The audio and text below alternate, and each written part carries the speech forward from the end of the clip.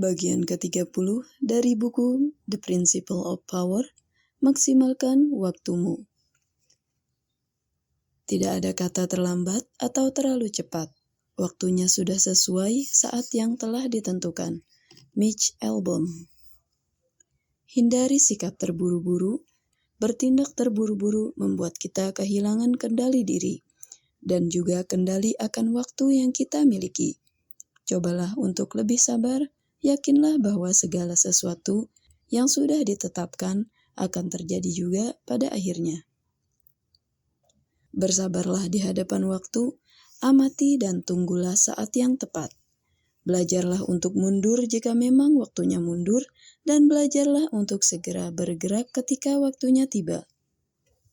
Orang yang terpandang dan berpengaruh tahu kapan waktu yang tepat untuk mundur dan bergerak maju.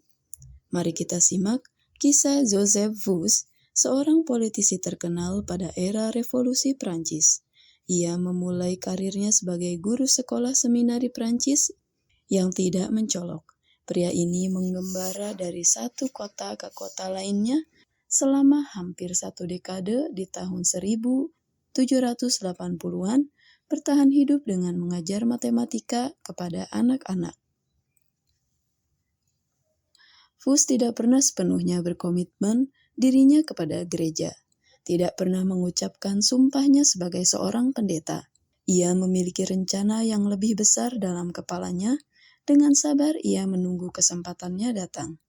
Fous diam menunggu di sudut negeri. Tetapi ia tetap menyimak perkembangan politik Prancis. Ketika akhirnya revolusi Prancis meletus pada tahun 1789, Fous tidak menunggu lebih lama lagi. Dia menanggalkan jubahnya, memanjangkan rambutnya, dan menjadi seorang revolusioner. Ia mengikuti semangat zaman. Ketinggalan kapal pada saat kritis seperti saat itu bisa berarti bencana. Fous tidak mau ketinggalan perahu. Ia pun berteman dengan tokoh revolusioner Robespierre. Dengan cepat, karir politiknya merangkak naik dan ia pun terlibat ke barisan pemberontak. Pada tahun 1792, Kota Nantes memilih Fous untuk menjadi wakilnya di konvensi nasional. Ketika Fous tiba di Paris untuk mengisi posisinya sebagai wakil di konvensi, kekerasan dan perpecahan telah terjadi antara kaum moderat dan kaum Jobin yang radikal. Fous merasakan bahwa dalam jangka panjang tidak ada pihak yang akan muncul sebagai pemenang. Kekuasaan jarang berakhir di tangan mereka yang memulai revolusi, atau pada mereka yang melanjutkan revolusi. Kekuasaan melekat pada mereka yang dapat mengarahkan kemana revolusi itu berujung. Itulah sisi yang Fous inginkan. Kepekaannya terhadap waktu sangat luar biasa. Dia mulai dengan bergabung pada kelompok moderat karena moderat berada di pihak mayoritas. Fous sangat pandai menilai waktu yang tepat ketika saatnya tiba untuk memutuskan eksekusi Louis ke-14, ia melihat orang-orang berteriak-teriak menginginkan kepala raja. Maka ia memberikan suaranya, menjatuhkan hukuman pancung. Dengan begitu ia tetap menjadi seorang radikal. Namun ketika ketegangan memuncak di Paris, ia meramalkan bahwa akan berbahaya jika ia berada terlalu dekat dengan salah satu fraksi. Ia pun menerima sebuah posisi sebagai pemimpin lokal di provinsi-provinsi pinggiran, tempat dirinya dapat bersembunyi untuk sementara waktu. Beberapa bulan kemudian, dirinya ditugaskan ke jabatan prokonsul di Lyons, tempat dia ditugaskan untuk mengawasi eksekusi puluhan bangsawan.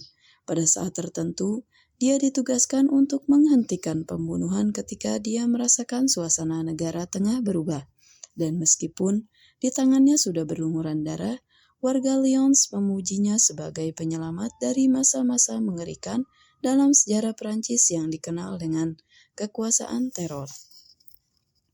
Joseph Fous tahu persis kapan ia harus bertindak, kapan ia harus mundur dan menghilang, dan kapan harus menampilkan diri untuk meraih simpati publik. Ia tidak terburu-buru, tetapi memperhitungkan dengan hati-hati kapan waktunya yang tepat untuk melakukan gerakan.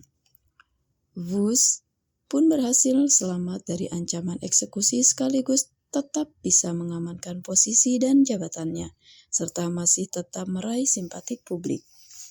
Mengoptimalkan waktu dan memiliki pandangan yang cerdas terhadap momen yang tepat dapat menjadi kunci untuk mencapai pengaruh yang signifikan dalam kehidupan kita, seperti yang kita lihat dari kisah Joseph Fus di era Revolusi Prancis.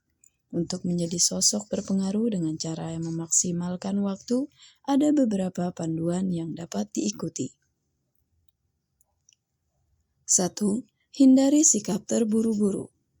Bertindak terburu-buru dapat menyebabkan kita kehilangan kendali diri dan juga kendali atas waktu yang kita miliki. Cobalah untuk lebih sabar dan yakinlah bahwa segala sesuatu yang sudah ditetapkan akan terjadi juga pada akhirnya. Bersabarlah di hadapan waktu, amati dan tunggulah saat yang tepat. 2. Menjadi pengamat dengan teliti. Seperti yang dilakukan Fus, menjadi seorang pengamat yang teliti akan membantu kita memahami dinamika politik dan momen yang tepat untuk bertindak. Perhatikan perkembangan politik dan sosial di sekitar kita, dan pelajari dampaknya pada situasi yang sedang berlangsung. 3. Tetap terbuka terhadap peluang. Fus memiliki rencana yang lebih besar, dan ia menunggu kesempatan untuk muncul. Begitu peluang datang, ia segera mengambil tindakan tanpa ragu-ragu. Oleh karena itu, tetap terbuka terhadap peluang yang mungkin muncul di sekitar kita dan jangan ragu untuk mengambil langkah maju ketika saatnya tiba. 4. Bersikap fleksibel dan adaptif. Dalam situasi yang berubah-ubah, penting untuk bersikap fleksibel dan adaptif. Jika situasi meminta kita untuk mundur dan menghilang untuk sementara waktu, maka bersedia untuk melakukannya.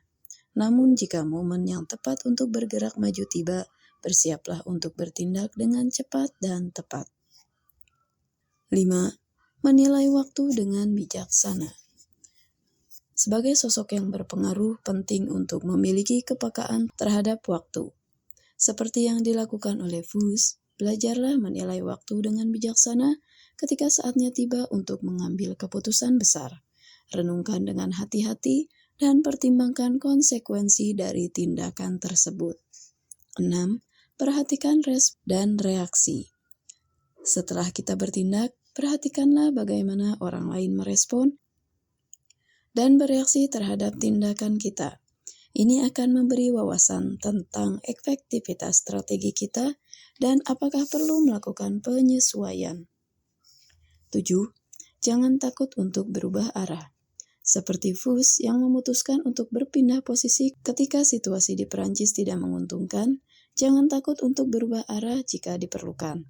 Kadang-kadang mengambil langkah mundur atau berpindah ke arah lain adalah pilihan yang lebih bijaksana daripada bertahan dalam situasi yang tidak menguntungkan. 8. Memiliki visi jangka panjang. Saat memanfaatkan waktu, jangan hanya fokus pada hasil jangka pendek, pertimbangkan bagaimana tindakan kita saat ini akan mempengaruhi masa depan jangka panjang. Memiliki visi jangka panjang akan membantu kita membuat keputusan yang lebih bijaksana dan berkelanjutan. Dengan mengikuti panduan di atas, kita dapat mengambil langkah yang bijaksana dan memaksimalkan waktu dengan baik untuk mencapai pengaruh yang positif dan berpengaruh dalam kehidupan kita dan orang lain. Ingatlah untuk tetap jujur dan etis dalam setiap tindakan, karena integritas adalah hal yang tak ternilai dalam membangun kepercayaan dan penghargaan. Dengan demikian, kita dapat menjadi pribadi yang berpengaruh dan menciptakan perubahan positif di sekitar kita.